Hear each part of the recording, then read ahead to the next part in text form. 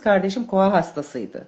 2 kat çıktığında nefes alamıyordu. Sizin Adana'ya geldiğinizde seminerinize katıldım. Ona çalışma yaptı. Ciğerleri %62 çalışmazken bütün tahliller, tetkikler yapılıyor. Siz koah değilsiniz diyor.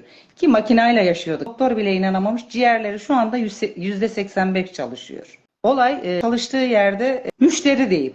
Kız kardeşim haklı olduğu halde hakaret ediliyor. Travmaya ona çalıştık. Alanına müdahale edilmişti kız kardeşime.